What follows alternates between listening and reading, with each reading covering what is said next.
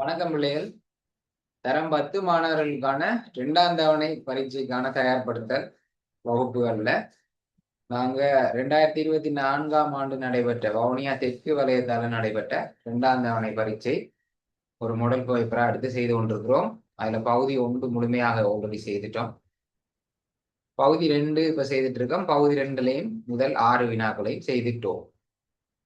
சரியா? இப்ப அடுத்தது பகுதி பி. பகுதி 1 பகுதி 2லயும் சரியா, பகுதி 2லயும் 2 பிரிவு இருக்கு. ஒன்று பகுதி ஏ, பகுதி பி. அதாவது முதல் 6 கேள்வியில 5 கேள்வி செய்யணும். அதே மாதிரி அடுத்த 6 கேள்வியிலையும் 5 கேள்வி செய்யணும். அப்ப 2 கேள்வியை சாய்ஸ்ல விடலாம். ஆனா அதுக்கு ஒரு கண்டிஷன் இருக்கு. முதல் 6 கேள்வியில ஒரு கேள்வியை தான் சாய்ஸ்ல விடலாம். அதே மாதிரி அடுத்ததா வர 6 கேள்வியிலையும் ஒரு கேள்வியை தான் சாய்ஸ்ல விடலாம். மொத்தமாக 2 கேள்வியை சாய்ஸ் பண்ணலாம். ஓகே தானே? அப்ப இதுல பாருங்க, முதலாவது கேள்வி போவோம். முதலாவது கேள்வி கூட்டல் விருத்தியில அமைஞ்சிருக்கு. ஆனா கூட்டல் விருத்தி எங்களுக்கு 3ஆம் தவணை பாடம் தானே. கூட்டல் விருத்தி நாங்க இனிதான் படிக்க போறோம். சரியா? ஆனா எண்கோளங்கள் என்ற பாடம் நாங்க சின்ன வகுப்புல இருந்தே படிச்சுட்டு இருக்கோம். எண்கோளங்கள், அதுக்கு பிறகு எண்கோளம் ஒன்னோட பொது உறுப்பு, பொது வித்தியாசம், இதெல்லாம் நாங்க 9ஆம் ஆண்டுலயே படிச்சிருக்கோம். அப்ப அந்த அறிவை பயன்படுத்தி கொண்டு இந்த கூட்டல் விருத்தியை நாங்க செய்யலாம். சரியா? அப்ப 7வது கேள்விக்கு போமா. 7வது கேள்வி பாருங்க. உடற்பயிற்சி கண்காட்சி ஒன்றுக்காக மாணவர்கள் முதலாம் நிரையில், சரியா, முதலாம் நிரை ஃபர்ஸ்ட் ரோ, ஒரு கண்காட்சி ஒன்று பிள்ளைகள், ஒரு கண்காட்சி உடற்பயிற்சி. சரி, அந்த ஸ்போர்ட்ஸ் மீட்ல எல்லாம் நடக்குமே, இந்த எல்லாம் டான்ஸ் ஆடுவாங்க என்ன. அப்ப ஒரு உடற்பயிற்சி கண்காட்சி ஒன்றதுக்கு ஃபர்ஸ்ட் ரோல 4 பேர், அதுக்கு பின்னால் உள்ள நிறைகளில் 3 பேர் அதிகமாக நிற்கிறது. 3 பேர் அதிகம்னு சொன்னா அதுக்கு பிறகு இப்ப முதலாவது ரோல 4ன்னு சொன்னா அடுத்த ரோல 3 இல்ல, 3 பேர் அதிகம். அப்ப 4 3 கூட்டி 7 பேர் நிற்பாங்க. பிறகு 7 3 கூட்டி 10. அப்படி அதான் அந்த 3 பேர் அதிகமாக நிற்கிறதா. சரியா? ஓகே, இப்ப நான் வெளியே பாத்துட்டீங்க தானே. ஓகே, இப்ப விடை எழுதுவோம். அப்ப வினா இலக்கம் 7, வினா இலக்கம் 7, அதுல முதலாவது ரோமன் இலக்கம் 1. ரோமன் இலக்கம் 1 கேள்வி நம்பர் எல்லாம் அதே மாதிரி போடும். ரோமன் இலக்கம் ரோமன் இலக்கம் தான் குறிக்கும். 1 2 3 1 2 3 போடும். ஏபிசி ஏபிசி போடும். உங்களுடைய இஷ்டத்துக்கு நம்பர் போடக்கூடாது என்ன. திருத்த வரவருக்கு அப்பதான் வடிவ விளங்கும் எந்த கேள்விக்கு விடை எழுதியிருக்கிறாங்க சொல்லு. சரியா? அப்ப முதல் நிறையில 4 பேர், அப்ப முதலாம் உறுப்பு 4. சரியா? இப்படி ஒரு ஒரு கண்காட்சியில முதல் நிறையில 4 பேர் இருக்காங்க. இதுல 4 பேர் இருக்காங்க. அடுத்தது இன்னும் கொஞ்சம் பெரிய நிறை, இப்படி முக்கோணம் மாதிரி போகுது. முக்கோணம் மாதிரி அப்பதானே வடிவா இருக்கும். அப்ப இதை விட 3 பேர் கூட இதுல 7 பேர் இருப்பாங்க. இனி என்ன செய்ய போறாங்க, இன்னும் ஒரு 3 பேர் கூடி 10 பேர். சரியா? 3 3 கூடுது. அப்ப முதல் 4 நிறையிலும் உள்ள மாணவர்களின் எண்ணிக்கை ஒழுங்காக எழுதுக. அப்ப இவ்வளவுதான் விடை இருக்கு. 4 4 3 7 7 3 10 10 3 13. சரியா? முதல் 4 நிறையிலும் உள்ள மாணவர்களின் எண்ணிக்கையை ஒழுங்காக எழுதுக சொன்னா வரிசையா எழுதட்டான். இப்ப 2வது ஒழுப்போ, இது எவ்வகையான தொடர், காரணம் தருக. சரி, இது எவ்வகையான தொடர்னு சொன்னா இது ஒரு கூட்டல் தொடர். சரியா? இது ஒரு கூட்டல் தொடரா இல்லையான்னு கேட்கிறாங்க. அதுக்கு என்ன செய்யணும்டா சொல்லுங்க பிள்ளைகள். கூட்டல் தொடர்ன்னு சொல்லி காட்டணும்டா இந்த பொது வித்தியாசம் இருக்குல்ல, இந்த வித்தியாசம் அடுத்து வார 2 உறுப்புகளுக்கு இடையிலான வித்தியாசம் இந்த தொடர் ஃபுல்லா மாறாமலே இருந்துச்சுன்னு சொன்னா அது ஒரு கூட்டல் தொடர். சரியா? பொது வித்தியாசம் எங்கேயுமே மாறக்கூடாது. அப்ப நாங்க ஒரு கொஞ்சம் ஒரு 3 பொது வித்தியாசமாச்சு காணணும். சரியா? 3 பொது வித்தியாசத்துக்கு குறி என்ன? பொது வித்தியாசத்துக்கு என்ன இடத்துல குறிக்கிறோம் நாங்க பொது வித்தியாசத்தை டி என்ன வித்தியாசம் டி என்ற எழுத்தால முடிப்போம். பொது வித்தியாசத்தை டி என்ற எழுத்தால குறிப்போம். அப்ப நான் D1 என்று சொல்லி 3 பொது வித்தியாசம் காணப்படும். அப்ப D1 என்று போடுவோம். D1. சரியா? அடுத்து வார 2 உறுப்புகள், அடுத்து 4 7 எடுத்துக் கொள்வோம். 7ல இருந்து தான் 4 கழிப்போம். 2ஆம் உறுப்புல இருந்து முதலாம் உறுப்பை கழிப்போம். அப்ப 7ல இருந்து 4 போனா எத்தனை? 3. சரியா? D1 கண்டாச்சு. இனி D2 காணும். D2 இன்னொரு பொது வித்தியாசத்தை காணும். இந்த 2 அடுத்து வர 2 நம்பர் தானே. இந்த ரெண்டும் அடுத்து வர ரெண்டு நம்பர். ஆகவே 10ல் இருந்து தான் இலக்கழிப்போம். 10ல் இருந்து இலக்கழிச்சா விட என்ன? 10ல் இருந்து இலக்கழிச்சா விடை 3. விடை 3. இனி D3 இன்னொரு பொது வித்தியாசத்தை காணும். என்ன இவருக்கு ஒரு பொது வித்தியாசம் காணும் D3. அப்ப எதுல இருந்து எதை கழிக்கணும்? 13ல இருந்து 10 கழிக்கணும். 13ல இருந்து 10 போனா அதுக்கும் விடை 3. ஆகவே D1 3 தான், D2 3 தான், D3 3 தான். அப்ப ஆகவே D1 7, D2 7, D3 என்று எழுதலாம். பொது வித்தியாசம் மாறவே இல்லைல்ல. பொது வித்தியாசம் மாறவே இல்லைல்ல. ஆகவே இது ஒரு கூட்டல் தொடர். இது ஒரு கூட்டல் தொடர் என்று காட்டலாம். பொது வித்தியாசம் மாறல் என்று சொன்னா கூட்டல் தொடர். உதாரணத்துக்கு இதுல 2 வந்துட்டு வைங்களேன், 3 3 2. அப்ப பொது வித்தியாசம் மாறிட்டு ஆகவே இது ஒரு கூட்டல் தொடர் இல்லை எழுதுவீங்க. சரியா? ஆகவே இந்த கேள்விக்கு ஒரு கூட்டல் தொடர் என்று எழுதுவோம். 2வது கேள்வி விளங்கிச்சா? 2வது கேள்வி இது வகையான தொடர் என்று கேட்டா 3 பொது வித்தியாசத்தை காணுங்க. குறைஞ்சபட்சம் 3 பொது வித்தியாசத்தை காணுங்க. 3ம் சமன் என்று போடுங்க. 3ம் சமனாக இருந்தா அது ஒரு கூட்டத்தொடர் என்று எழுதலாம். ஓகேவா? சரி, அடுத்த கேள்வி பாருங்க. 11வது நிலையில் உள்ள மாணவர்களின் எண்ணிக்கை யாது? 11வது நிலையில் உள்ள மாணவர்களின் எண்ணிக்கை. சரி, இந்த கேள்வியை ஷோர்ட்டா சொல்லணும்.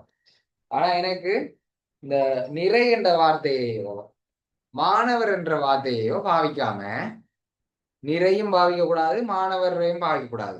பாவிக்காம இந்த கேள்வியை ஷோர்ட்டா சொல்லுங்க பாப்போம். சமன் சார் n 11 என்றதை நீங்க மென்ஷன் பண்ணலாம். 11 மென்ஷன் பண்ணணும். 11 மென்ஷன் பண்ணணும். ஆனா நிறை என்றதையோ மாணவர் என்றதையோ சொல்லாம அந்த கேள்வியை வேறு வடிவில சொல்லுங்க பாப்போம். வேறு வடிவில.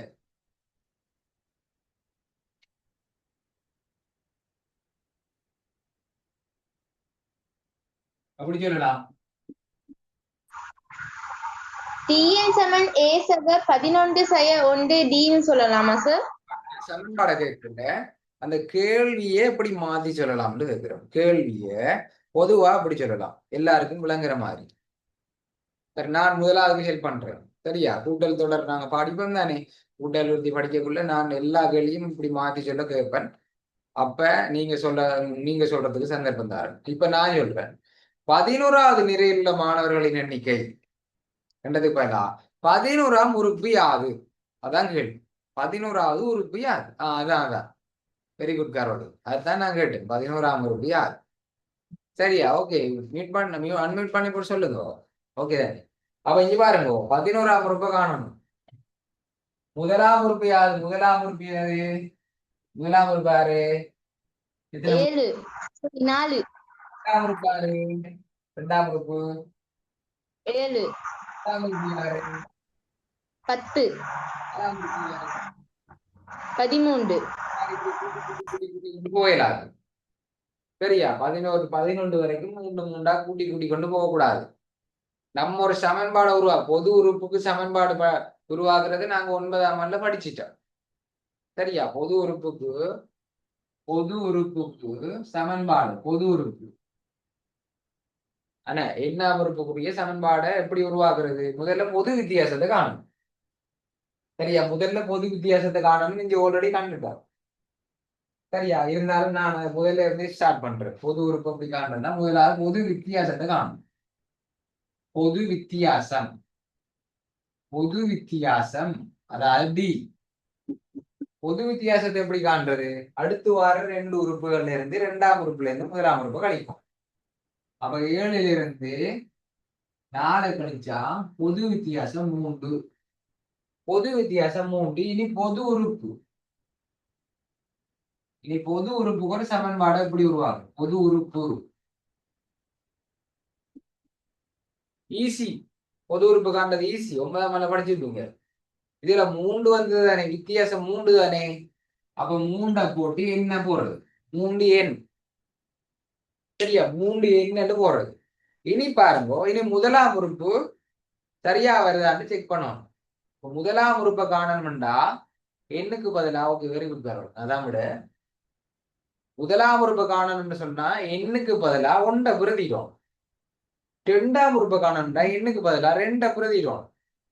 அப்ப 10ஆம் உறுப்பை காணணும்னு சொன்னா எண்ணுக்கு பதிலா என்ன போடுவோம்? 10 போடுவோம். சரியா? Okay very good. அப்ப விளங்கிட்டு தானே?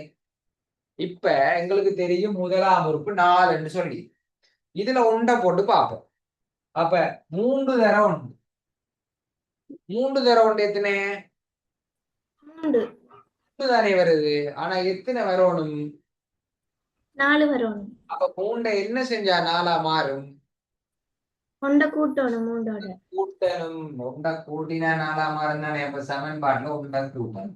இதான் பொது உறுப்பு சமன்பாடு வந்துட்டு வேறு. இப்ப செக் பண்ணி பாருங்க.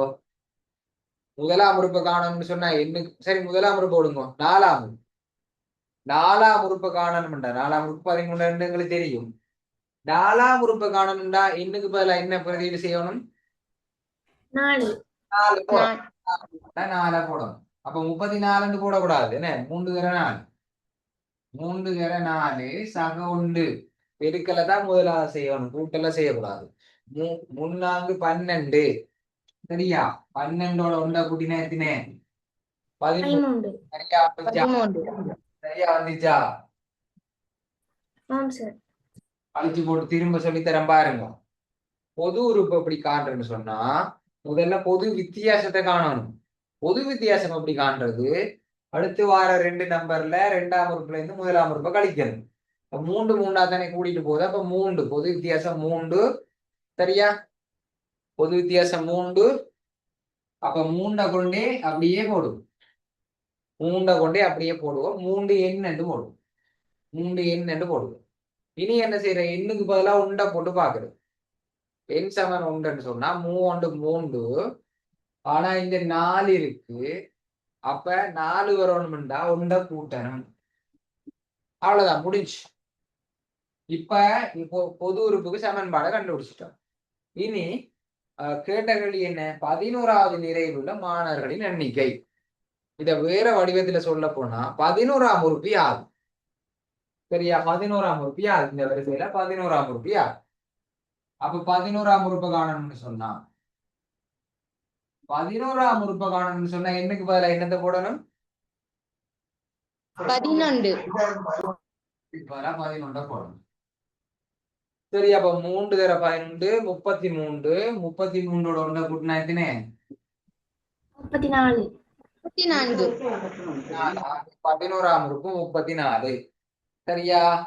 இங்க பாருங்க. இப்ப அடுத்த டைப் கேள்வியை விளங்கப்படுத்துறேன். இந்த கேள்வியை வச்சு 11ஆம் உறுப்பு எத்தனை? 34. 34 எத்தனையாம் உறுப்பு? 34 எத்தனையாம் உறுப்பு? 16ஆம் உறுப்பு.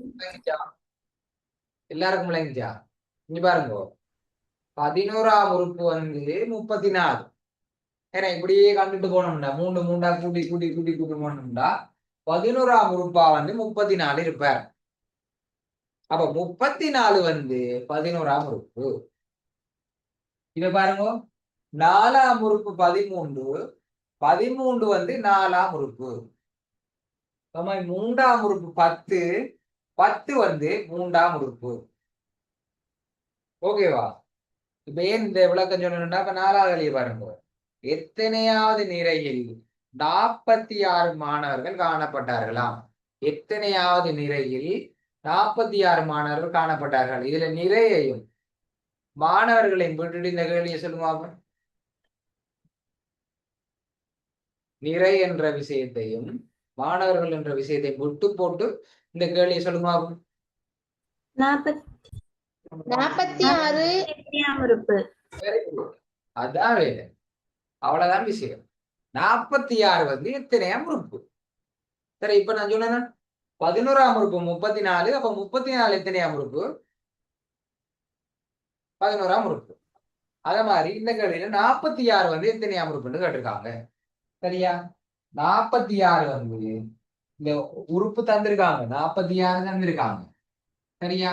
அப்ப 3 எண் சக 1 சரியா? பொது உறுப்பு தெரியும். இப்ப 46 வந்து எத்தனையாம் உறுப்புன்னு கேக்குறாங்க. அப்ப இந்த பொது உறுப்பு சமன்பாட்டுக்கு 46 சமப்படுத்தும். விளங்கிச்சா? எத்தனையாம் உறுப்புன்னு கேட்டா நாங்க இந்த முறையில கையாளுவோம். ஓகே. அப்ப இந்த ஒன்று கூட்டுப்படுது இதில் வந்து என்ன செய்யும்? கழிப்படும். கழிப்படும். ஆகவே 45 வரும். வழிபட்டா 45 வரும். மூன்று. ஓகேவா? அப்ப இந்த மூண்டை இல்லாம கொண்டு வந்தா என்ன செய்யும்? ரெண்டு பக்கமும் மூணால பிரிக்கணும். தலை பிரிச்சு விடுவோம். அப்ப மூண்டையும் படுத்தலாம். ஆகவே எண் மட்டும் வரும். எண் மட்டும் மிச்சம் வரும். இங்க 45 மூண்டால பிரிச்சா எத்தனை வரும்? 15. ஆகவே 15ஆம் உறுப்பு. ஓகேவா? ரெண்டு டைப் கேள்வி எக்ஸாமுக்கு எதிர்பார்க்கிறோம். ஓகேவா? அப்ப பாருங்க 46 வந்து 15ஆம் உறுப்பு. 15ஆம் உறுப்பு 46. 15ஆம் உறுப்பு 46. 46 வந்து 15ஆம் உறுப்பு. அப்ப இந்த ரெண்டு கேள்வியும் வடிவா விளங்கி கொள்ளுங்க. இப்போ உதாரணத்துக்கு ஒரு குறிப்பிட்ட உறுப்பை கேட்டாங்கண்டா 11ஆம் உறுப்பு யாது சொல்லி கேட்டாங்கன்னு சொன்னா இந்த பொது உறுப்பு சமன்பாடுல எண்ணுக்கு பதிலாக அந்த 11 போடுது. 11ஆம் உறுப்பு யாதுன்னு கேட்டா எண் வார இடத்துல 11 போட்டு அந்த 11ஆம் உறுப்பை கண்டுபிடிப்போம்.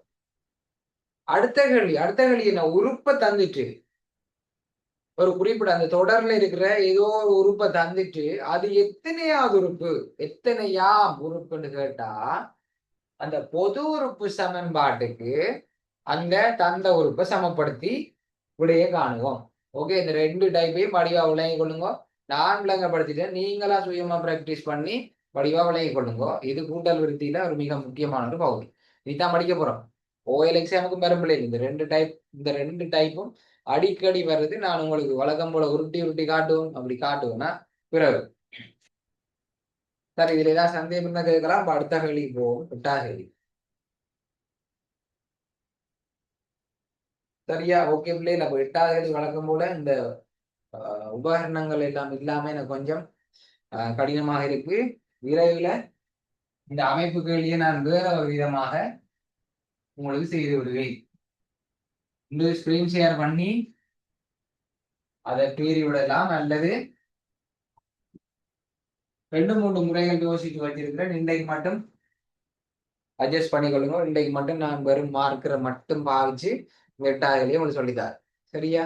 ஓகே. அப்ப 8ஆம் கேள்வி பாருங்க. நேர்விளிம்பு மற்றும் கவராயம் என்பவற்றை மாத்திரம் பயன்படுத்தி விளங்கிச்சா? அமைப்பு எல்லாரும் ஜாலியா செய்யற பாடங்கள் உண்டு.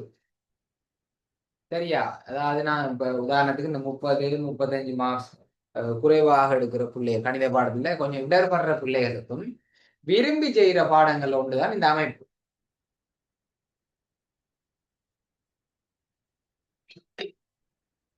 ஏண்டா படங்குறாலே எல்லாருக்கும் விருப்பம் தானே. படங்குன்னு சொன்னாலே எல்லாருக்கும் விருப்பம். அப்ப இதுல இந்த நேர்விளிம்பையும் கவராயத்தையும் மட்டும்தான் பிள்ளைகள் பாவிக்கணும். அதாவது என்ன சொல்ல வராங்கன்னா பாகமானி பாவிக்க கூடாது. பாகை மானி பாவிக்க கூடாது. அளவுடை படங்கள் என்று சொல்லி ஒரு கேள்வி படிச்சோமே. அளவுடை படங்கள் இதுல வரலேனே.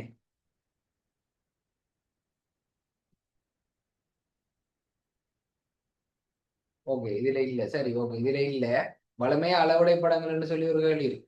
அளவுடை படம் என்ன கீறுது என்ன? அளவுடை படம், ஏற்ற கோணம், இறக்க கோணம், திசை கோள்கள், 9ஆம் ஆண்டுல நீங்க படிச்ச திசை கோள் அதெல்லாம் பயன்படுத்தி ஒரு அளவுடை படம் ஒன்றை கீறுறதுக்கு ஒரு கேள்வி வரும். அங்க நாங்க பாகமானியை தாராளமா பாவிக்கலாம். ஏனென்றா அங்க இந்த வரி இருக்காது. மாத்திரம் பயன்படுத்தி என்ற வரி இருக்காது. இங்கேதான் சொல்லி போட்டாங்களே நேர் விளிம்பு மற்றும் கவராயம் என்று சொன்னா அடிமட்டம் ரூலரும் மற்றவங்களோட வட்டவாரி தான் நாங்க சொல்றேன். நாங்கள் ஒவ்வொரு ஊர்லயும் ஒவ்வொரு பேர் சொல்லுவாங்கன்னு. கவராயம். அப்ப நேர் விளிம்பு மற்றும் கவராயத்தை மட்டும்தான் பாவிக்கணும், வேற ஒன்றையும் பாவிக்க கூடாது. சரியா? அப்ப முதலாவது கேள்வி பாருங்க. எல்லாம் கேள்வியை பார்த்து கொடுங்க. ஒரு முக்கோணம் ஒன்று அமைக்கிறது முதலாம் கேள்வி. செங்குத்திரு சமராகி 2ஆம் கேள்வி. உங்களால மையம் ஒன்றை கண்டுபிடிக்கிறது, வட்டம் ஒன்றை வரைகிறது, வட்டத்தின் ஆரை எழுதுறது. அவ்வளவுதான். சிம்பிள். அப்ப இங்க பாருங்க முதலாவது கேள்வி ஏபி 7 சென்டிமீட்டர் சொன்னா சரியா? முதல்ல 7 சென்டிமீட்டருக்கு தான் சரியா அக்யூரேட்டா கீறணும் இல்ல. சரியா? முதல்ல 7 சென்டிமீட்டருக்கு நீங்கள் என்ன செய்வீங்க? 7 சென்டிமீட்டர் போடுகிறாம அதை விட பெருசா கீறுவோம். சரியா? அதை விட பெரிய கோடுன்னா கீறுவோம். ஓகேவா? சரியா? 7 சென்டிமீட்டர்னா 7 சென்டிமீட்டர்லாம் கீறணும் இல்ல, அதை விட கொஞ்சம் நீட்டா கீறுவோம் ஒரு கோடு. கோடு கீறிட்டு 7 சென்டிமீட்டர் நாங்க அளந்து எடுப்போம். சரியா? 7 சென்டிமீட்டர் அடிமட்டம் இருக்கும், உங்கள்ட்ட அடிமட்டம் இருக்கும். சரியா? வட்டவாரி இருக்கும், அடிமட்டம் இருக்கும், வட்டவாரி இருக்கும். சரியா? 7 சென்டிமீட்டர் நாங்க இதுல சரியா அளந்து எடுப்போம். வட்டவாரி கூரையும் பென்சில் கூரையும் பயன்படுத்தி 7 சென்டிமீட்டர் அளந்து எடுத்துட்டு அதுக்கு பிறகு என்ன செய்ய போறோம்? அதுக்கு பிறகு ஏதாவது ஒரு புள்ளியில இருந்து இதுல வட்டவாரி கூறு பேர் வட்டவாரி கூரை இந்த புள்ளியில வச்சுட்டா இனி பென்சில் கூறு 7 சென்டிமீட்டர் தூரத்துல ஒரு வில்ல வெட்டுறோம். சரியா? ஒரு வில்ல வெட்டுறோம். அதுக்கு பிறகு திரும்ப இந்த புள்ளி, இந்த வெட்டி இருக்குமல்ல, இந்த வெட்டின புள்ளியில இருந்து வட்டவாரி கூரை வச்சுட்டு இனி மடிக்க கூடாது. 7 சென்டிமீட்டர் மடிச்சு விடக்கூடாது. சரியா? உங்களோட வட்டவாரி டைட் இல்லாட்டி அதுல ஒரு நட்டு இருக்கும், அதை டைட் பண்ணி வச்சு கொடுங்க. அப்பாட்ட கொடுத்தா டைட் பண்ணி தருவார் குருடை வச்சு. ஏன்னா சரியா? அப்ப இந்த 7 சென்டிமீட்டர் மடிக்க கூடாது. திரும்ப வட்டவாரி கூரை இஞ்ச வச்சு, இப்ப வட்டவாரி கூரை இஞ்ச வச்சுட்டு பென்சில் அங்க இருக்கும், பென்சில் கூட அங்கால இருக்கும், அங்கால வெட்டினா இப்படி வரப்போம். ஓகேவா? அப்ப இந்த இடை தூரம் எவ்வளவா இருக்கும்? இந்த இடைப்பட்ட 2 வில்லுக்கும் இடையிலான தூரம் எவ்வளவா இருக்கும்? 7 சென்டிமீட்டர். 7 சென்டிமீட்டரா இருக்கும். ஆக இவர் தான் ஏபி, இவர் தான் 7 சென்டிமீட்டர் குறிச்சு கொள்ளலாம். ஏபி 7 சென்டிமீட்டர் முதலாவது முடிச்சு ஒரு மாசம் எடுத்துட்டோம். சரியா? அப்ப வளமையா 60 பாகை வந்திருக்கும், இதுல 90 பாகை அமைக்க சொல்லி வந்திருக்கு. பிஏடி 60 பாகை ஞாபகம் இருக்குதான் இல்லை? ஏபிசி 60 பாகை என்று சொன்னா, ஏபிசி 60 பாகை என்று சொன்னா, சரி, அந்த பி என்ற இடத்துல 60 பாகை அமைக்கணும்னா வட்டாரி கூரை இதுல வச்சு ஒரு சிறிய வில்லொன்ன கீறுவோம். சரியா? இப்படி ஊர் வில். சரியா? பென்சிலால ஒரு வில்லொன்ன கீறி போட்டு இனி மாத்தக்கூடாது அந்த அளவை. இந்த அளவை மாற்றக்கூடாது. இந்த அளவை மாத்தாம இனி இப்படி வட்டவாரி கூறு இஞ்ச வச்சு ஒரு வெட்டு வெட்டுவோம். சரியா? வட்டவாரி கூறு இஞ்சி இருக்கும், இஞ்ச வெட்டுவோம். வெட்டி போட்டு இந்த புள்ளியை இணைச்சு ஒரு கோடொன்று கீறினீங்கன்னா இவர் 60 பாகையாக இருப்பார். ஏன்னா திரும்ப சொல்லும் பாருங்க, வட்டாரி கூறால ஒரு வில்லொண்டு வெட்டுவோம். கூரை இஞ்ச வச்சு பென்சில் இஞ்ச வச்சு ஒரு வில்லொண்டு கீறுவோம். அதை மாத்தாம, அந்த ஆரையை மாத்தாம இதுல வெட்டின இடத்துல இந்த வெட்டுப்பட்டது தானே, இந்த வெட்டின இடத்துல இருந்து இந்த வீலுல ஒரு வெட்டு வெட்டினா 60 பாகை கண்டுபிடிக்கலாம். இது 60. ஆனா இப்ப கீரை சொன்னது 60 இல்ல தானே, 90. 90 அமைப்புகள் பாடத்துக்கு நாங்க என்ன அமைப்புகள் பாடத்துக்கு வரக்குள்ள நான் உங்களுக்கு வடிவா இதெல்லாம் டீட்டெயிலா சொல்லுவோம். 9ஆம் நாள்ல படிச்ச அடிப்படை அமைப்புகள் 4 விஷயம்.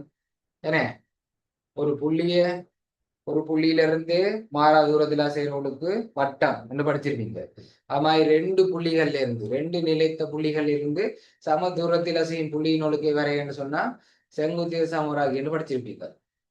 ஒரு கோட்டுல இருந்து மாறாத தூரத்தில் அசைகிற புள்ளியினொழுக்கு அந்த கோட்டுக்கு 2 பக்கமும் வரையக்கூடிய சமாந்திர கோடுகள் என்று படிச்சிருப்பீங்க. அது மாதிரி ஒன்று இடைவெற்ற 2 நேர்கோடுகளில் இருந்து 2 நேர்கோடுகளில் இருந்து சமதூரத்தில் அசையும் புள்ளியினொழுக்கை வரைகன்னு சொன்னா என்ன கருவீங்க? சொல்லுங்க பாப்போம், ஞாபகம் கண்டு பார்ப்போம். 9ஆம் ஆண்டு விஷயம். ஒன்று இடைவட்டம் 2 நேர்கோடுகளில் இருந்து சமதூரத்தில் அசையும் புள்ளியினொழுக்கை வரைக. என்ன? Very good, good. கோணயிறு சமராகி ஓகே, அது நான் திரும்ப வருவோம். ஓகே, இப்போ இது 2ஆம் செய்யணும் சக்சஸ்ஃபுல்லா அந்த படத்தை கீறணும் தான். அப்ப அதுக்கு பிறகு வாரங்களே இப்போதைக்கு இதை இந்த கேள்வியை பூர்ணமா பார்ப்போம். பிஏடி பிஏடி சரியா? பிஏடி வந்து 90ஆம்.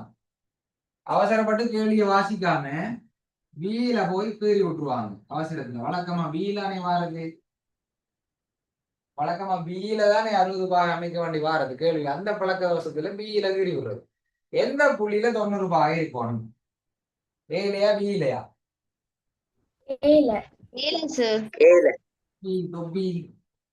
ஏயில தான் 90 பாகை இருக்கும். அதுக்கு தான் இந்த அடையாளம் போட்டு அப்ப ஏல தான் 90 பாவிக்கிறோம். 90 பாவிக்கிறதுக்கு எக்கச்சக்கமான முறைகள் இருக்கு. ஒரு கோட்டுட என்ன ஒரு கோட்டின் மீது சாரி ஒரு கோட்டுல என்ன ஒரு கோட்டுல ஒரு புள்ளியில 90 பாவிக்கிறது தெரியும். அது மாதிரி ஒரு கோட்டுட முனையில தெரியும். வெளிப்புள்ளியில இருந்து ஒரு கோட்டுக்கு 90 பாய்கிற தெரியும். அதே மாதிரி செங்குத்தி இருசமுறாக்கி மாதிரி 90 செங்குத்தி இருசமுறாக்கி 90 பாய்கள் எல்லாம் இப்படி நிறைய முறைகள் 9ஆம் ஆண்டுல படிச்சிருப்பீங்க. நான் இப்ப இந்த கோட்ல இந்த புள்ளிக்கு 90 பாய் அமைக்க போறேன். அப்ப என்ன செய்யணும் தெரியுமா? வட்டவாரி கூரை இதுக்குள்ள வச்சு இந்த புள்ளியில வட்டவாரி கூரை வச்சு ஒரு சிறிய வை. சில பேர் போய் அரை வட்டம் கீருமோன்னு சொல்லி கொடுப்பாங்க. ஏன்னா இப்படி இதுல வட்டவாரி கூரை வச்சு இதுல ஒரு அரை வட்டம் கீருங்கோ அப்படின்னு சொல்லி கொடுப்பாங்க. அதுவும் சரிதான். சரி, எங்களுக்கு ரெண்டு இடத்துல வெட்டினா சரி. அரை வட்டம் தான் கீரோணம் இல்லை. உங்களுக்கு அரை வட்டம் தான் கீரோணம் இல்லை. வட்டவாரி கூரை வச்சு பென்சிலால இதுல ஒரு வெட்டு வெட்டுங்க. என்ன இதுல ஒரு வெட்டுங்க. அப்போ அதை பெருசா வெட்டின மலை மாதிரி சின்னனா பக்கத்துல இங்க இருந்து இங்க எடுத்து வெட்டுறது பொங்கல்ல. சரியா? இந்த புள்ளியில இருந்து ஒரு கொஞ்சம் தூரத்துல வெட்டுங்க. அதே அளவுல இஞ்சால எடுத்து இஞ்சாலையும் வெட்டுங்க. இலங்கா வட்டாரிக்கூர் பென்சில் திரும்ப வட்டாரிக்கூர் பென்சில் அதே அளவு. இப்ப பாருங்க ரெண்டு இடத்துல வெட்டி இருக்கு. இங்க ஒரு வெட்டு இங்க ஒரு வெட்டு வெட்டுப்பட்டிருக்கு. இனி என்ன செய்வோம்? இப்ப சின்னதா தானே இருக்க பேரு கொஞ்சம் மகட்டிட்டு கொஞ்சம் பெருசாக்கிட்டு இந்த புள்ளியில இருந்து சரி இந்த புள்ளியில இருந்து மேல் நோக்கி வருது. சரி இந்த புள்ளியில இருந்து மேல் நோக்கி ஒரு வில்லன்னு சொன்னா என்ன? இங்க கூறு இருக்கும். ஆராயத்துல கூறு இங்க இருக்கும். பென்சில் இங்க இருக்கும். வில் திரும்ப இஞ்சால மாற்றி போட்டு இந்த புள்ளியில இருந்து சரியா இந்த புள்ளியில இருந்து மேல் நோக்கி ஒரு வில். சரியா? இப்ப பாருங்க இங்க ஒரு புள்ளி இருக்கு. இங்க ஒரு புள்ளி இருக்கு. ஒரு நேர்கோடு கீறதுக்கு குறைந்தபட்சம் 2 புள்ளிகள் வரும். சரியா? அப்ப 2 புள்ளிகளும் கிடைச்சிட்டு ஆகவே அதை நீங்க இணைச்சு விட்டீங்கன்னா செங்குத்தாயிரும். செங்குத்துக்கு இருக்கட்டும் வெட்டிக்கிறோம். நீ பாருங்க ஒரு நேர்கோடு கீறதுக்கு குறைந்தபட்சம் 2 புள்ளிகள் வரும். சரி, அந்த 2 புள்ளி கூட போடுகிறேன்னு சொன்னா இப்படி மட்டும்தான் கீற முடியும். சரியா? அதுவே ஒரே ஒரு புள்ளியை தந்துட்டு இதுக்குள்ள ஒரு நேர்கோடு கீற சொன்னா எப்படி கீறது? இப்படி கீறதா இப்படி கீறதா இப்படி கீறதா இப்படி கீறதா தெரியாதுல்ல. ஆனா இதுல பாருங்க இப்படி மட்டும்தான் கீறலாம். இதுல இருந்து என்ன சொல்ல வரேன்னா ஒரு நேர்கோடு கீறதுக்கு குறைந்தபட்சம் 2 புள்ளிகள் வேணும். அப்ப இங்க ஆல்ரெடி ஒரு புள்ளி இருக்கு. அதாலதான் மேல மட்டும் வெட்டினான். கீழே வெட்ட தேவை. சரியா? செங்குத்து இருசமூராக்குகிறக்குள்ள மேலையும் வெட்டி கீழையும் வெட்டுவோம். உதாரணத்துக்கு அது கேள்வியில வருது. அது உலகம். இப்ப பாருங்க 90 பாய் அமைச்சாச்சு. அப்ப புரிஞ்சு கொள்ளுங்க. 90 பாய் அமைச்சிட்டோம். 90 பாய் அமைச்சிட்டோம். ஓகே. அடுத்த கேள்வி ஏடி 6 சென்டிமீட்டரா? ஏடி ஏ இந்த இருக்கு. டி வந்து இதுக்குள்ளதான் இருக்க போகுது. இந்த கோட்டுல எங்கேயோ இருக்க போகுது. அப்ப 6 சென்டிமீட்டர் செய்வோம். அளந்தெடுப்போம். 6 சென்டிமீட்டர் அளந்தெடுத்து என்ன செய்வோம்? ஏயில இருந்து 6 சென்டிமீட்டருக்கு வெட்டுவோம். சரியா? ஏயில வச்சுக்கொண்டு 6 சென்டிமீட்டருக்கு ஒரு வில் வரைக்கும். சரியா? அப்ப மேல கொஞ்சம் கொஞ்சம் மேல 6 சென்டிமீட்டர் இதுல இது அடியில வருதுன்னு வைங்க. விளங்கிச்சா? ஏயில இருந்து 6 சென்டிமீட்டர் ஒரு வில் வருது. கீறி கீறி கொண்டு நீங்க பாத்தீங்கன்னா இன்னும் மடிவாரு விளங்கு. நீங்களும் கீறுங்க என்னோட சேர்ந்து. ஓகே. இப்ப டி என்ற புள்ளியை கண்டுபிடிச்சிட்டோம்ல. டி என்ற புள்ளியை கண்டுபிடிச்சிட்டோம்ல. அப்ப முக்கோணி ஏபிடியை அமைக்கும். அப்ப முக்கோணி ஏபிடி அமைக்கணும்னா என்ன செய்யறது? இந்த புள்ளியையும் அந்த புள்ளியையும் டிஏபியையும் இணைக்கணும். டிஏபியையும் இணைக்கணும். அழகான முக்கோணி ரெடி. என்ன? சரி, அப்ப முதலாவது முடிஞ்சு இதுக்கு 3 மார்க்ஸ் வந்துடும். ஃபைனல் எக்ஸாம்லயும் சரி 2ஆம் தவணை எக்ஸாம்லயும் சரி. நான் இங்க ஃபைனல் சொல்றது ஓஎல் தான். ஓஎல் எக்ஸாம் தான் எங்களோட டார்கெட். ஓகேவா? ஃபைனல் எக்ஸாம்லயும் சரி இந்த டேர்ம் எக்ஸாம்லயும் சரி இவ்வளவு தேங்கிறா 3 மார்க்ஸ் வந்துடும். சரியா? அப்படித்தான் எல்லா கேள்வியிலையும் 10க்கு 3 எல்லாரும் எடுக்கக்கூடிய மாதிரி வரும். ஓகே. அதுக்கு பிறகு ஏ கமா டி ஆகிய புள்ளிகளில் இருந்து சமதூரத்தில் அசையும் புள்ளிகளுக்கே வரைக.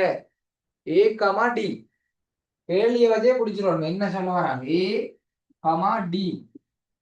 ஏ கமா டி என்று சொன்னா எத்தனை புள்ளிகள் தொடர்பாக அழைக்கிறாங்க? எத்தனை புள்ளிகள் தொடர்பாக அழைக்கிறாங்க? 2 நிலைத்த புள்ளிகள். ரெண்டு நிலைத்த புள்ளிகளிலிருந்து சம தூரத்தில் அசையும் புள்ளியின் ஒழுக்கு என்னது? என்னோட படிச்ச நீங்க செங்குத்து இரு சமபுராக்கி. இப்ப கமா போடாட்டி ஏடி கமா போட்டா ஏ கமா டி கமா போட்டா ரெண்டு புள்ளி கமா போடாட்டி இது ஒரு நேர்கோடு. ஒரு நேர்கோட்டில் இருந்து மாறா தூரத்தில் அசையும் புள்ளியின் ஒழுக்குன்னு சொன்னா சமாந்தரங்கிறோம். சரியா? ஒரு நேர்கோட்டில் இருந்து மாறா தூரத்தில் அசையும் புள்ளியின் ஒழுக்குண்டா சமாந்தரங்கிறோம். இது நேர்கோட்டில் ஏ கமா டி என்றது ரெண்டு நிலைத்த புள்ளிகள். ரெண்டு நிலைத்த புள்ளிகளில் இருந்து சமதூரத்தில் அசையும் புள்ளியின் ஒழுக்கை வரைய சொன்னா செங்குத்திரு சமுராகியை வரையணும். டிரெக்டா சொல்ல மாட்டாங்க. சின்ன பிள்ளையில சொல்ற மாதிரி உம்பமான்ல சொன்ன மாதிரி செங்குத்திரு சமுராகியை வரைகன்னு சொல்லிலாம் டிரெக்டா சொல்ல மாட்டாங்க.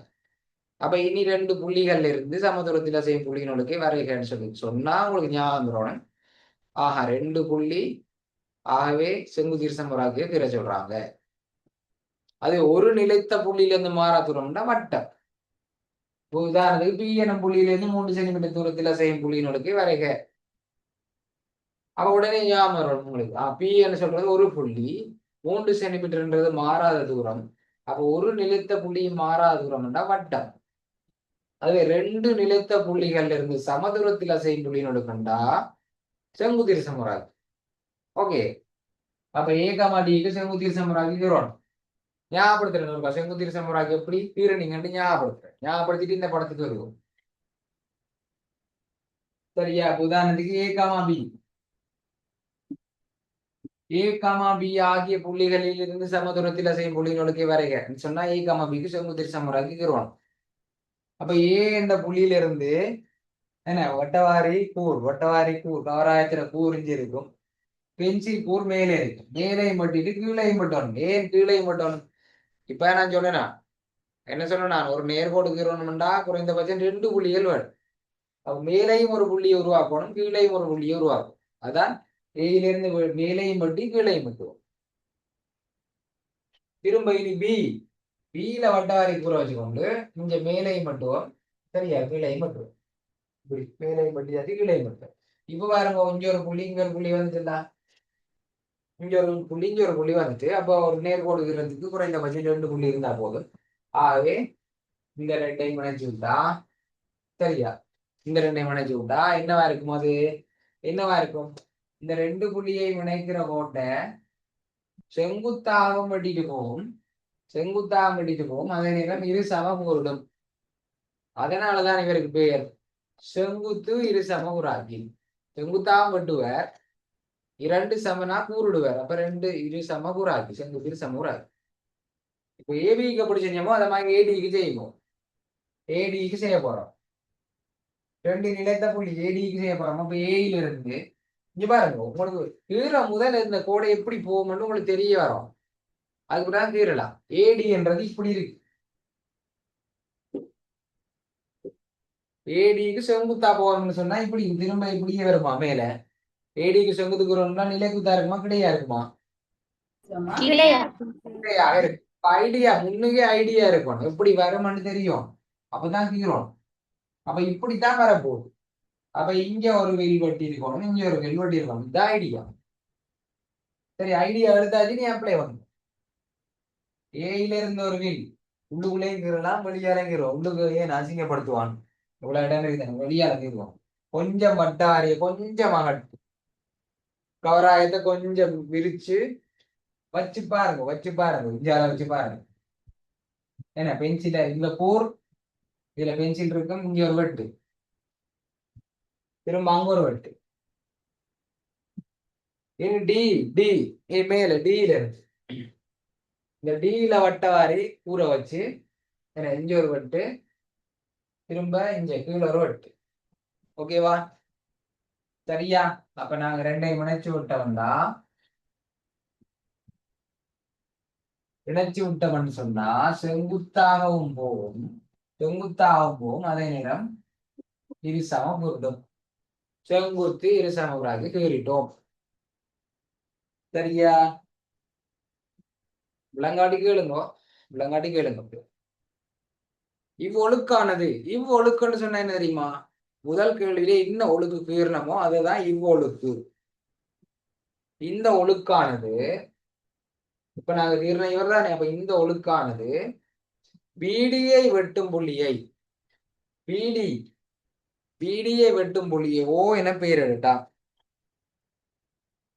இந்த இடத்துல வெட்டுது, இவர்தான் பிடி என்ற கோட்டை இந்த ஒழுக்கு எங்க வெட்டுது, இந்த புள்ளியில வெட்டுது. ஆகவே இந்த புள்ளிக்கு பேர் வைக்கிட்டா ஓ.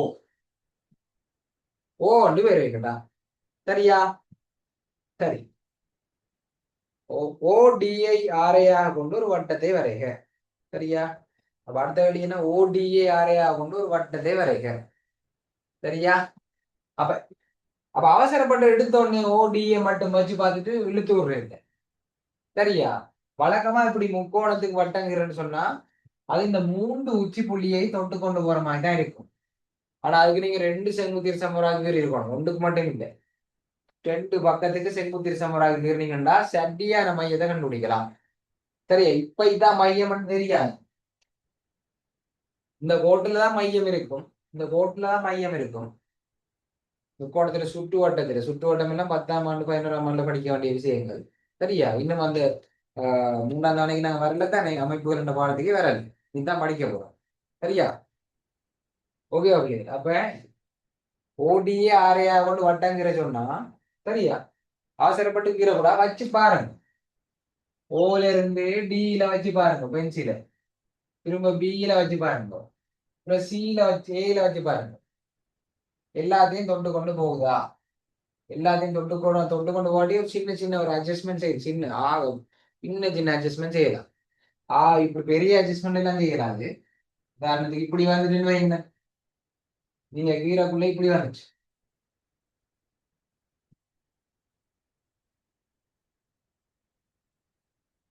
இப்படி வந்துச்சு. சரியா? இந்த புள்ளியை தொட்டுட்டு இந்த புள்ளியை தொட்டுட்டு அதுக்காண்டி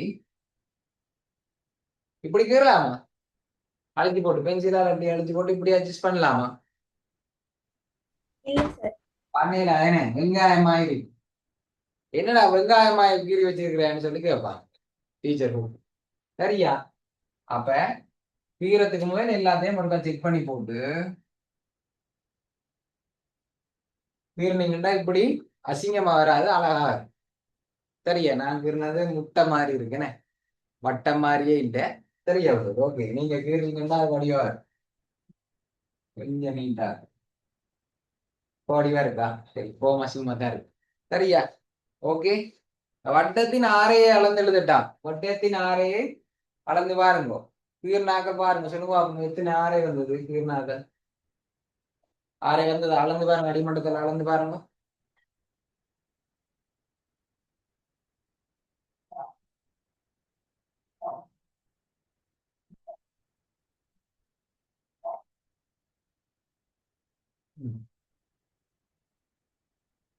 சரி, ஓகே. இங்க பாருங்க பிள்ளை, இன்னொரு விஷயத்த சொல்லி ஒரு கோண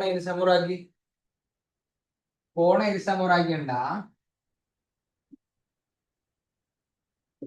இப்படி ஒரு கேள்வியை நீங்க எதிர்பார்க்கலாம். ஏபி கமா பிடி, ஏபி கமா பிடி ஆகிய புள்ளிகளில் இருந்து சமதூரத்தில் அசையும் புள்ளியின் ஒழுக்கை வரைக.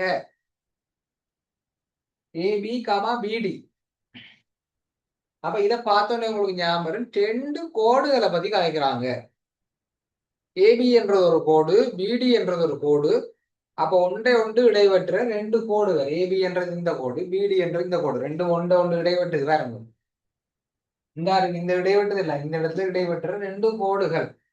2 கோடுகளில் இருந்து சமதூரத்தில் அசை புள்ளியின் ஒடுக்கை வரைகன்னு சொன்னா கோண இருசமுராக்கி கீரணும். சரியா? ஏபிக்கும் பிடிக்கும், இதுதான் ஏபி, இதான் பிடி. சரியா? ஏபிக்கும் பிடிக்கும் நடுவுல பாருங்க ஒரு கோணம் ஒன்று இருக்கு.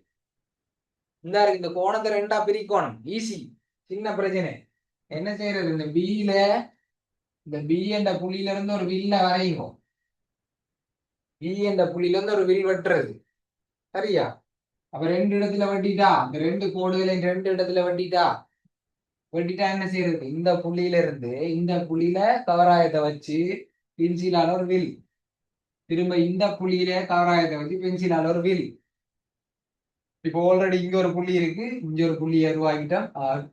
ஆகவே இணைச்சு விட்டீங்கன்னு சொன்னா இந்த கோணமும் சமனாக இருக்கும். அப்ப கோண இரு சமராகி கீறுன்னு சொல்லி டிரெக்டா சொல்ல மாட்டாங்க. ரெண்டு நேர்கோடுகளில் இருந்து சமதூரத்தில் செய்யும் புள்ளி நோக்கி வரைகன்னு சொன்னா கோண இரு சமராகி கீறுவீங்க. ஓகேவா? இதுல ஏதாவது டவுட் இருந்தா கேளுங்க. Any doubts? அமைப்புகள் ஏதாவது டவுட்? இல்லை. சரி, இல்லை என்ன நாங்கள் அடுத்தது போலாம். என்ன?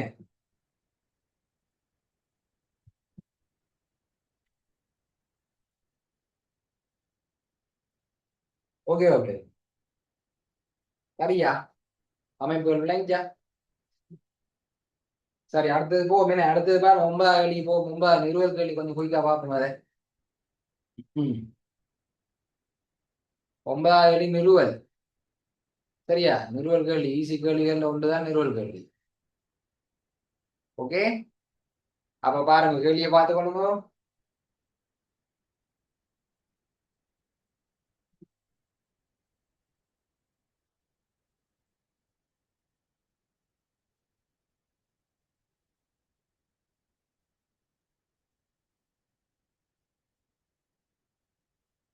சரியா? கேள்வியை பார்த்துட்டீங்களா? படம் ஒன்று இருக்கு, படத்தை நான் கீறி கொள்றேன்.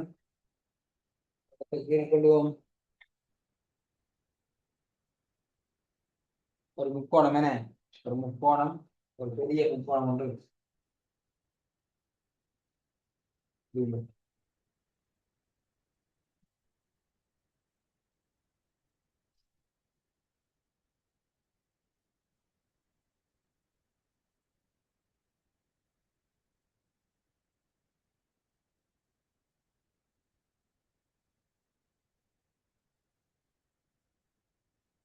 ட்ரை பண்ணுங்களா? ட்ரை பண்ணுங்க.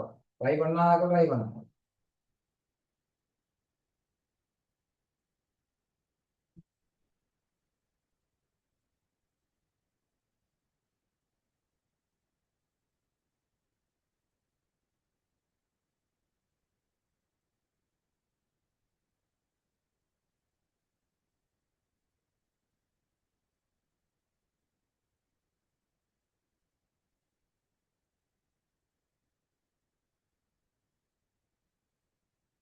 Okay okay. அப்ப தரப்பட்ட உருவை உமது விடைத்தாளை பிரதி செய்து மேற்குறித்த தரவுகளை குறிக்குக.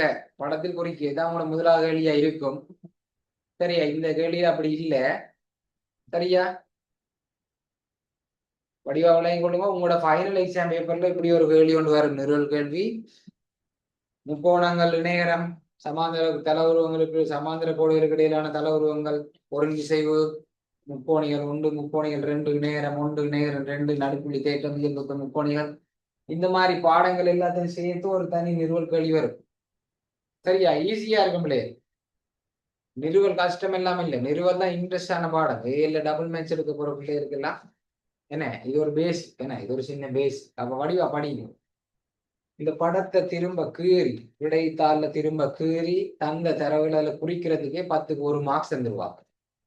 10 கொண்டு பம்பர் பரிசு. என்ன, சும்மா தர போறாங்க. படத்தை திரும்ப கீறி தந்த தரவுகளை அதை குறிக்கணும். இப்ப இது நடுப்புள்ளின்னு சொன்னா இவரு சமன் என்று போடணும். அவ்வளவுதான். அதுக்கப்புறம் ஒருங்கிசைவு என்ற ஒரு பாடம் இருக்குல்ல, ஒருங்கிசைவு கட்டாயம் வரும். நிறுவல் கேள்வி என்று சொன்னாலே இந்த வட்ட நிறுவல் இல்லை, வட்ட தீட்ட நிறுவல் இல்லை, இந்த மாதிரி முக்கோண தீட்ட நிறுவல்கள் வெளியில ஒருங்கிசைவு கட்டாயம் வரும். ஒருங்கிசைவு ஈஸி தானே. ஒருங்கிசைவுக்கு 3 மார்க்ஸ், படத்துக்கு 1 மார்க்ஸ், 4 மார்க்ஸ் சும்மா. அங்க ஒரு 6 மார்க்ஸ் தானே. மிச்ச பாடம் எல்லாம் படிவா படிச்சா 6 மார்க்ஸும் எடுக்கலாம். இப்ப பாருங்க, டக்கு டக்குன்னு தரவுல குறிக்க போறேன். PQR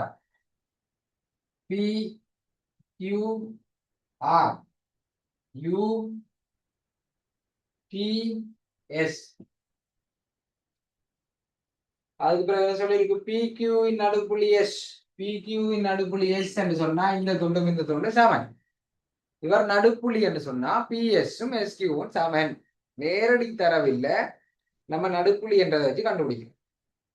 PT PR இன் நடுப்புள்ளி T. PR இன் நடுப்புள்ளி T. சரியா? அப்ப PT-யும் TR சமன். PT-யும் TR சமன். ஓகேவா? அடுத்தது QP சமாந்தரம் RU. கியூபி கியூபி இந்த கோடு, இந்த முழு கோடு என்ன, இது நேர்கோடு தானே, முழு கோடும் சமாந்தரம். சமாந்தரம் இங்க போடுவோம் என்ன, சமாந்தரம் என்னத்துக்கு, ஆர்யூக்கு சமாந்தரமா விளங்கிச்சா? இந்த ரெண்டு கோடும் சமாந்தரம். வேற ஒரு இதுல போட்டு விளங்கி என்ன, இந்த ரெண்டு சமாந்தரம், இந்த ரெண்டு சமாந்தரமா.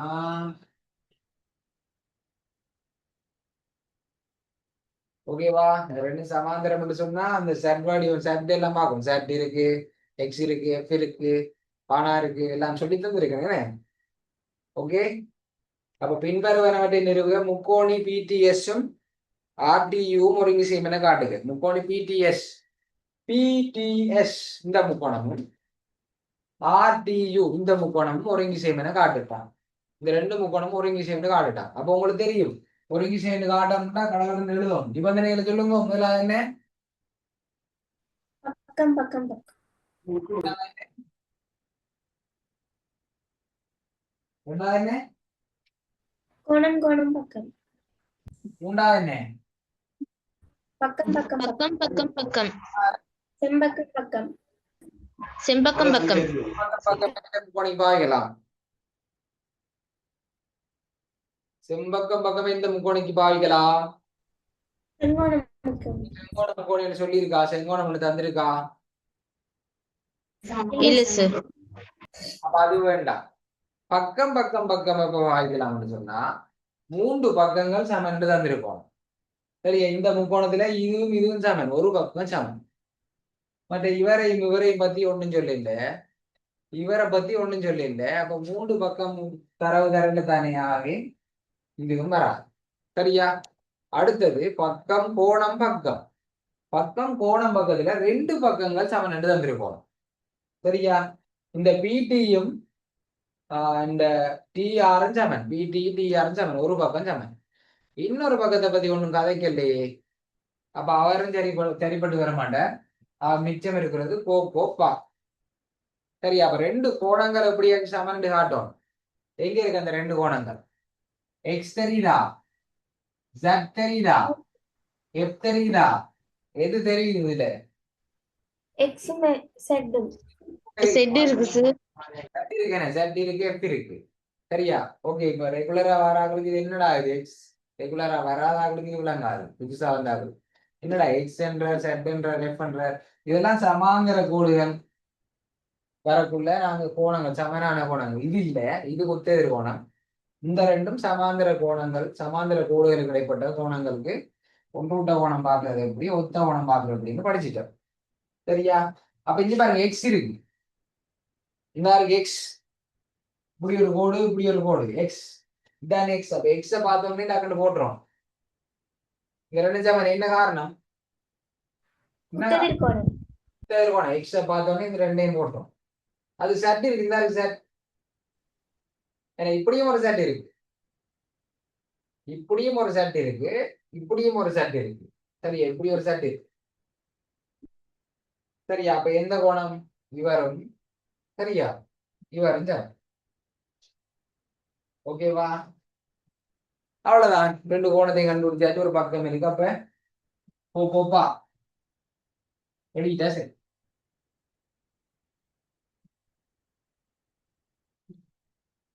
சரியா பிள்ளைங்க? ஒரு விஷயம் எழுதக்குள்ள நல்ல வடிவா எழுதணுமா? டைட்டில் எல்லாம் போட்டு. என்ன டைட்டில்? என்ன டைட்டில்?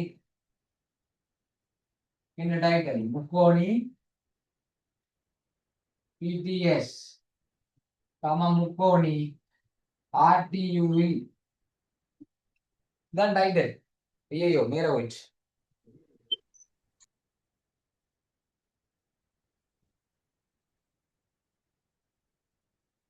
சரியா? முக்கோணி பிடிஎஸ் முக்கோணி ஆர்டியூவில் எந்த முக்கோணத்துல ஒருங்கி செய்ய காட்டப்படுமோ அந்த ரெண்டு முக்கோணத்துல பேரையும் போடுங்க. வடிவா இருக்கு விடை. சரியா? கலர் பெயினையை வச்சு எழுதுறது அழகில்லை கணிதத்துக்கு. இப்படி விடைய தெளிவா எழுதுறதா நல்லது. சரி, இனி கோப்பா கோப்பா அந்த உடல்ல எழுதுவோம். எந்த ரெண்டு கோணம் சமன்? இந்த டி டி சமன் இல்ல. அப்ப இவருக்கு பெயர் கோணம் பிடிஎஸ். கோணம் பிடிஎஸ்க்கு எந்த கோணம் சமன்? RTU. RTU. காரணம் குத்தெரி கோணம். காரணம் போடணும். காரணமும் இது தரவும் இருந்தா தான், காரணமும் சமன்பாடும் இருந்தா தான் உங்களுக்கு முழு மாஸ்டர். குத்தெதிர் கோணம் காரணம். சரியா? அடுத்தது பாருங்க. அடுத்தது தற்படி இந்த கோணம் சமன் என்ன? அப்ப எஸ்பிடியும் வேற என்ன? டிஆர் யூ என்ன? டிஆர் யூ ஆரையும் எழுதலாம், யூஆர்டியும் எழுதலாம். இதுக்கு என்ன காரணம்? ஒன்று விட்ட கோணங்கள். ஒன்று விட்ட கோணம் என்ன? ஒன்று விட்ட கோணம் சமன் ஒன்று விட்ட கோணம். கோடிட்டாச்சு. கோணம் பக்கம். சரியா? கோணம் பக்கம் இந்த இருக்கு தந்திருக்கு. பிடியும் டிஆரும் சமன் தந்திருக்கு தானே? பிடியும் டிஆரும் சமன். பிடி சமன் டிஆர். இதுக்கு என்ன காரணம் போடுவீங்க? தரவு. தரவுண்டு போறதை விட இது டிரெக்டா தரவு இல்ல. பிடி நடுப்புள்ளி பிக்யூ, பிஆர் நடுப்புள்ளி டி என்று தந்திருக்குல்ல, அதை போடுங்க. பிஆரின் நடுப்புள்ளி டி இப்படி போடுங்க. தரவண்டு சொல்லியிருந்தா பிடி சமன் டிஆர் சொல்லி தந்திருந்தா தரவண்டு போடுங்க. கேள்வியில பிடி சமன் டிஆர் தந்திருந்தா தரவு. பிஆர் நடுப்புள்ளி டி சொன்னா அதே எழுதி கொடுக்கும். பிஆர் நடுப்புள்ளி டி ஆகவே அந்த ரெண்டு தொண்டு தான். இது பெட்டர். சரியா? அப்ப மூண்டை மணிக்கமில்ல கோப்பா. ஆகவே முக்கோணி பிடிஎஸ் முக்கோணி ஆர்டியூ சொல்லு ஒருங்கி செய்ய போறது. மேல் எழுதுறது ஒருங்கி செய்யும் முக்கோணி ஆர்டியூ. என்ன நிபந்தனையில ஒருங்கி செய்யும்? கோணம் பக்கம். கோணம் பக்கம் நிபந்தனை செய்யும். சரியா? படத்துல குறிச்சு காட்டியிருக்காங்க. சரி ஓம் என்ன? சரியா? படத்துல குறிச்சு காட்டியிருக்காங்க. அப்ப தர வந்து போடலாம். சரியா? அப்ப தர வந்து போடலாம். நடுப்புள்ளி என்று சொல்லக்கூடாது, தேவையில்லை. நடுப்புள்ளி என்று சொல்லி தேவையில்லை, தர வந்து எழுதலாம். ஓகே. சரி, ஓகே. நீங்க சொல்ற சரி. படத்துல தந்திருக்கு தானே, படத்துல சமன் குறிச்சிருக்காங்க தானே, அப்ப சமன் போடலாம், தர வந்து போடலாம். ஓகே. அடுத்த பாருங்க, கியூஆர் யூஎஸ் ஒரு இணையரம் என காட்டுக. இணையரங்கள் உண்டு. முன்னுக்கு பாடங்களை நீங்க சொல்லலாம், எனக்கு தெரியாது. ஏன்னா ஒருங்கி செய்வு நான் முதலாம் தானே கிளாஸ் செய்யல தானே, தியரி கிளாஸ் 2ஆம் ஆண்டுல இருந்து ஆரம்பிச்சினாங்க. அப்போ ஒருங்கி செய்வு படிக்கவில்லைன்னு சொல்லலாம். ஆனா இணையரத்துக்கு அப்படி சொல்லவே இல்லை. இணையரங்க நல்ல வடிவ பார்த்து படிச்சினாங்க. ஏன்னா இணையரங்கள் பார்ட் 1 பார்ட் 2 நல்ல கிளியரா படிச்சிருக்கிறோம். அப்ப உங்களுக்கு தெரியும், இணையரத்தின் பார்ட் 1ல படிச்சினாங்க, இணையரத்துல பண்புகள் என்னென்னு படிச்சினாங்க. என்ன இன்னொரு காலத்தில் படிச்சோம், ஞாபகம் இருக்கா? அதுக்கப்புறம் இணையகரம் பார்ட் 2ல என்ன படிச்சினாங்க? ஒரு நாட்பக்கலை எப்படி இணையகரம் வந்து காட்டலாம், ஒரு நாட்பக்கலை எப்படி இணையகரம் வந்து காட்டலாம், அதான் எங்களுக்கு தேவையில்லை. இணையகரம் வந்து காட்டுட்டா. QRUS ஒரு இணையகரம் என காட்டுக. சரியா? QRUS ஒரு இணையகரம் என காட்டுக. அப்ப அதுல வந்து பாருங்க 5 நிபந்தனைகள் படிச்சிருப்போம். 5 நீட்டம் படிச்சிருப்போம். ஒன்று எதிர் பக்கம் சமாந்திரம் என்று சொல்லி காட்டிட்டோம்டா, இவருக்கு இவர் சமாந்திரம் இருக்கு. ஆனா SU QR சமாந்திரம் இல்ல, அது சரி வரா? அடுத்த எதிர் பக்கங்கள் சமன் காட்டினா நேரம் காட்டா, அது சரி வரா? என்ன SUக்கும் QR சமன் காட்டலாம். எதிர் கோணங்கள் சமன் காட்டி நேரம் காட்டலாம். அப்ப இவருக்கு இவர் சமன் காட்டணும், இவருக்கு இவர் சமன் காட்டணும், பெரியவே இல்லை, அதையும் செய்யலாம். வேற என்ன பிள்ளைகள்? நேரத்தின் மூளை விட்டங்கள் ஒன்றை இரு சம உருடும். மூளை விட்டங்கள் ஒன்றை இரு சம உருண்டா அது நேரம் என்று காட்டலாம். ஆனா அதுல மூளை விட்டமே இல்லையே. அப்ப என்னன்னு காட்டலாம்? ஒன்று மிஸ் பண்ணிட்டேன். என்ன அது? எதிர் பக்கங்கள் சமன் சார். எதிர் பக்கங்கள் சமன், அது நான் சொன்னேன். இப்ப இந்த QR தான் சமன் என்று காட்டலாம், ஒருங்கி செய்ய வச்சுக்கொண்டு. நாட்பக்களின் ஒரு சோதி எதிர்பக்கங்கள் சமனும் சமாதானமுமாக இருப்பின் அது சார். அதான் விளையாடு, அதான் விஷயம். ஒரு நாட்பக்கள்ல ஒரு சோடி எதிர்பக்கங்கள் சமனும் சமாந்திரமா இருந்தா அது இணைகரம். சரியா? அதாவது சமனண்டு காட்டுற அதே சோடி சமாந்திரமா இருக்கணும். ஒரு 20 கேள்வி செஞ்சிருக்கோம் இந்த கேள்வியில. என்ன நேரங்கள்ல ஒரு 20 கேள்வி செஞ்சினாங்க. என்னத்தை சமனண்டு காட்டுறோமோ அதே தான் சமாந்திரமா இருக்கணும். அப்ப இங்க பாருங்க, ஆல்ரெடி இந்த பக்கம் இந்த இந்த கியூஎஸும் ஆர்யூ சமாந்திரம். அதே மாதிரி இந்த கியூஎஸும் ஆர்யூ சமனண்டு காட்டிட்டோம்னா வேலை முடிச்சு. எப்படி காட்டலாம் தெரியுமா? இந்த ரெண்டு முக்கோணம் ஒருங்கி செய்ய காட்டிட்டோம்ல. அப்ப ஒருங்கி செய்யும் முக்கோணிகளின் ஒத்த உறுப்புகள் சமன் என்ற ஒரு தேற்றம் படிச்சினீங்களா? சரியா? ஒருங்கி செய்யும் முக்கோணிகளின் ஒத்த உறுப்புகள் சமன். ஆகவே இந்த டபுள் லைன் போட்ட கோணத்துக்கு எதிரில் இருக்கிற பக்கத்துக்கு ஒத்த உறுப்பு அதே டபுள் லைன் போட்ட கோணத்துக்கு எதிரில் இருக்கிற இந்த சமாந்தரத்தை கொஞ்சம் சளிக்கும். அப்ப ஒத்த உறுப்புகள் சமன் தானே. ஒருங்கி செய்யும் முக்கோணிகளின் ஒத்த உறுப்புகள் சமன். அப்ப இங்க ஒரு லைன் போட்டா இங்க ஒரு லைன் போட்டா இங்கேயும் ஒரு லைன் போடணும். சரியா? அப்ப ஒருங்கி செய்யும் முக்கோணின் ஒத்த உறுப்புகள் சமன் அடிப்படையில பிஎஸ் சமன் ஆர்கியூ ஒன்று எடுக்கலாம். ஆனா ஆல்ரெடி பிஎஸ் சமன் எஸ்கியூ ஒன்று தெரியும். அப்ப அதுல இருந்து என்ன எழுதலாம்? எஸ்கியூ சமன் ஆர்யூ வெளிப்படை உண்மை. இவருக்கு இவர் சமன், இவருக்கு இவர் சமன். அப்ப இவரும் இவரும் சமன். உதாரணத்துக்கு பாருங்க, இது 5 சொன்னா இது எவ்வளவு? 5. இது 5 இது எவ்வளவு? 5. அதான் வெளிப்படை உண்மை 9ஆம் ஆண்டு செய்வீங்க. சரியா? ஓகே. அப்ப ஓர்டர் எழுதணும். இதை அவருக்கு அடிச்சு விடுங்க.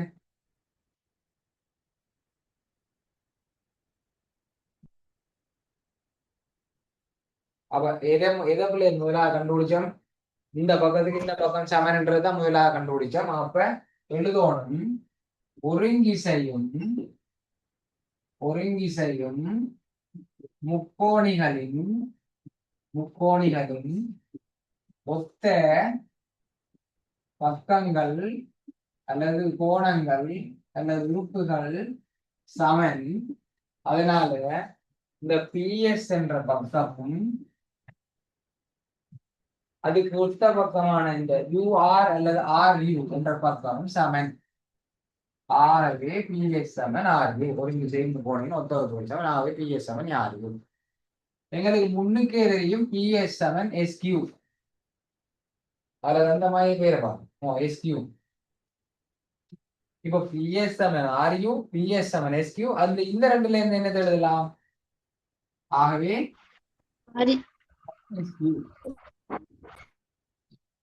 ஆர்யூ சமன் எஸ்கியூ. இந்த ரெண்டு முடிவுல இருந்து எழுதினாங்க. அதே மாதிரி எங்களுக்கு தந்திருக்காங்க ஆர்யூ சமன் சமாந்தரம் எஸ்கியூ ஒன்று தந்திருக்காங்க. இந்த ரெண்டு சமாந்தரம் வந்து ஆல்ரெடி தந்திருக்கு தரவு. கேள்வியில ஸ்டார்ட்லயே தந்திருக்கு தரவு. அப்ப பாருங்க, ஒரு சோடி எதிர்ப்பக்கங்கள் சமனாகவும் இருக்கு, அதே சோடி சமாந்தரமாகவும் இருக்கு. ஆகவே யூஆர் யூஎஸ் ஒரு இணைகரம். காரணம் என்ன பிள்ளை? காரணம் என்ன? ஒரு சோடி எதிர்ப்பக்கங்கள் சமனும் சமாந்தரமுமாக இருக்கு. சமனும் சமாந்தரமுமாகி நன்னாற்பகல் ஒரு இணைகரம். அப்படி முடிப்போம். பினிஷ்ட். சரியா? ஓகே. அப்போ மூன்றாவளி முடிச்சு விடுவோம். மூன்றாவளியோட முடிப்போம். என்ன டைம் ஆயிட்டு. ஓகே. மூன்றாவளி பாருங்க, எஸ்டி சமன் அரை கியூஆர். எஸ்டி சமன் அரை கியூஆர். கியூஆர் அரைவாசி. படத்தை பார்த்தாலே தெரியும் கியூஆர் தான் பெருசு. கியூஆர் அரைவாசி தான் எஸ்டி. நடுப்புள்ளி தேட்டத்தை வச்சு செய்யலாம். ஆனா நடுப்புள்ளி தேட்டம் வந்து 11ஆம் ஆண்டு. பிறகு 11ஆம் ஆண்டு யாராச்சும் சொல்லியிருந்தா சொல்லுங்க, அது 11ஆம் ஆண்டுக்குரியது, அதை வச்சு செய்யக்கூடாது. நீங்க வேற ஐடியாவை புதுசா யோசிக்கணும். நடுப்புள்ளி தேட்டத்துல ஒரு செகண்ட்ல விட 2 நடுப்புள்ளியில இணைக்கிற கூட 3ஆம் பக்கத்து சமாந்தரமா 3ஆம் பக்கத்து அரைவாசியாம இருக்கும். அது நடுப்புள்ளி தேட்டம் 11ஆம் ஆண்டுல செகண்ட் டைம்ல படிக்க போறவா. நீங்க இப்பதான் 10ஆம் ஆண்டு செகண்ட். அப்ப அது சொல்லி தரையில உங்களுக்கு நான் என்ன டீச்சர்ஸுக்கு தெரியும், டீச்சர்ஸ் கைட் தெரியும், டீச்சர்ஸ் படிப்பிக்கிற ஓர்டர் தெரியும். அப்ப அந்த ஓர்டர் தான் படிப்பிக்குவாங்க. அதை போய் இப்ப சொல்லிடலாம். அந்த முறையில இப்ப இதுக்கு விட எழுதிடலாம். இவர் பாதி இவர் எப்படி காட்டலாம்? இவர பாதி இவர். எங்களுக்கு தெரியும் இப்ப இது இணைகரம் என்று காட்டிட்டோம். இணைகரம் என்று காட்டினா உங்களுக்கு தெரியும் இணைகரத்தின் எதிர்ப்பக்கங்கள் சமன். அதான் நேரத்துல பண்புகளை முதலாவது. அப்ப இது அதுல இருந்து என்ன செய்யலாம்? கியூஆரும் எஸ்யூவும் சமன் என்று காட்டலாம். ஏன்னா கியூஆர் வந்துச்சு, இப்படிதான் பாட்பாட்டா விடையை கொண்டது. பகுதி பகுதியாக விடையை காணும் கண்டுபிடி.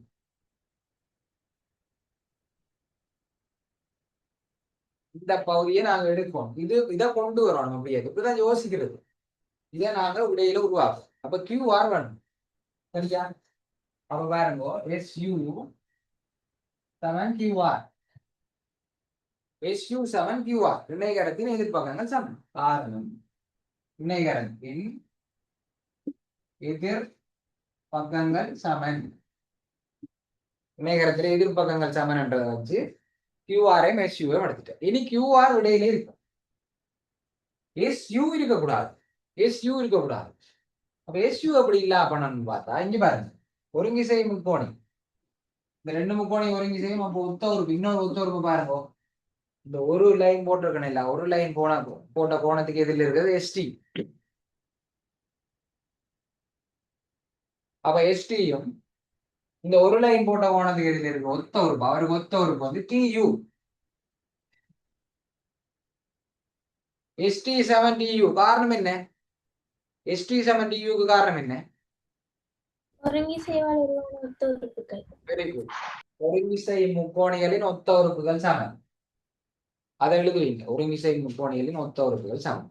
சரியா? அப்ப எஸ்டியும் டியூவும் சமன் என்றபடியா, சரியா, இதுவும் சமன் என்றபடியா, சரியா? இது இங்க இங்க இங்க எழுதுனா இதை எழுதுறதுக்கு முன்னுக்கு இந்த செட்டப்பை செய்தி போட்டு தான் ஆரம்பிக்கும். எஸ்டியும் டியூவும் சமன். ஒருங்கிசையும் முக்கோணிகளின் ஒத்த உறுப்புகள் சமன். இனி என்ன எழுதலாம்? எஸ்யூ. எஸ்யூக்கு பதிலா இந்த எஸ்யூக்கு பதிலா எஸ்டி சக டிஜு கொண்டு எழுதலாமல்ல. விளங்கிச்சா? எஸ்யூ வந்து எப்படி உருவானது? எஸ்டி என்ற ஒரு துண்டையும் டிஜு என்ற துண்டை கூட்டினா எஸ்யூ. இனி எனக்கு எஸ்டி விடையில வரும். ஆனா இந்த டிஜு வரக்கூடாது. ஆனா டிஜுக்கு பதிலா நாங்க என்ன எழுதலாம்? எஸ்டி.